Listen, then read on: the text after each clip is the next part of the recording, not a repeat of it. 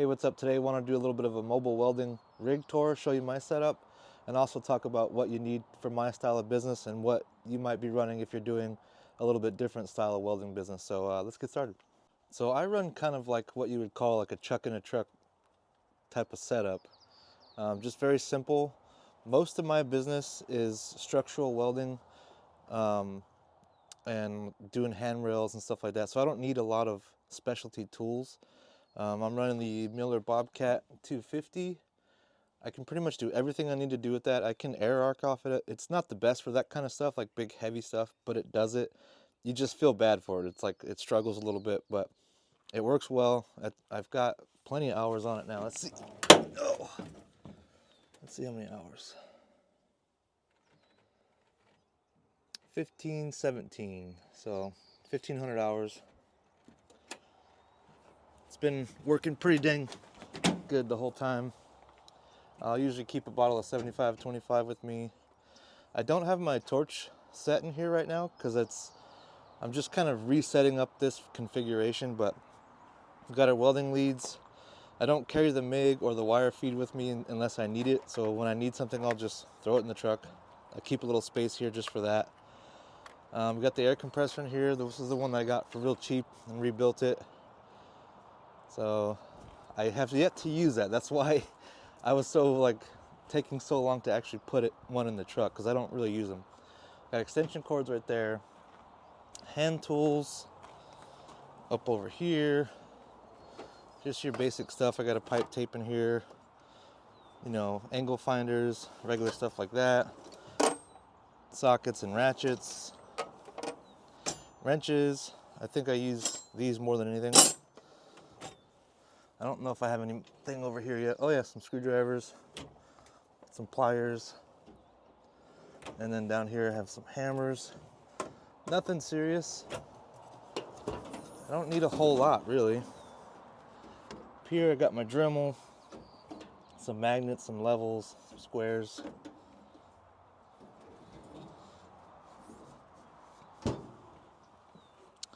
Come around to the other side. I'm hitting the unlock button on my keys right now. In this toolbox, I have welding gear, you know, my helmet, jacket, sleeves, a couple extra things, speed squares, some extra cables, gas hoses, a little bit of primers and paints, some extra gloves, clamps. This is where I keep all the clamps at. Pretty simple setup. Inside, I keep basketballs. Me and my son were supposed to go to the park today, but we didn't. Basketball pumps. I got a little grinding bag I like to use. It's got all my grinders in it. Grinding wheel's kind of a mess. I usually like to keep it a little bit more organized. But in there I'll keep a speed square, all the wheels and stuff I need. It's just a mess right now. Hot Wheels, apparently. So usually 3 grinders, a different wheel on each one. We got the flapper right here. We got a wire on this one. And then we got a thin wheel on this one. We are in Oregon, so you always need extra clothes because it might just start raining on you for no reason. Knee pad, glasses, just random stuff in here.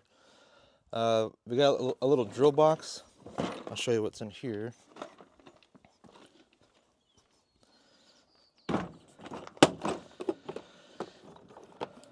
Just some random, like I said, it's been chaos lately, so everything's kind of a mess, but random drill bits, random tools. Got our hole punch. Not a hole punch, but our center punch. Unit bits, this thing is awesome. Nothing major, just stuff I would use pretty much every day. In here, got the impact, the drill bits, all the little bits I might need for installs and stuff like that when it comes to handrails. Very basic setup. Like I said, most of the time I'm just doing, like I said, like handrails, structural welding. Really, for structural welding, I'll bring in my welding leads or my wire feed, and that's all I need. My chipping hammer, a wire brush. Not much. There's not really much to that. I'll go ahead and put this back.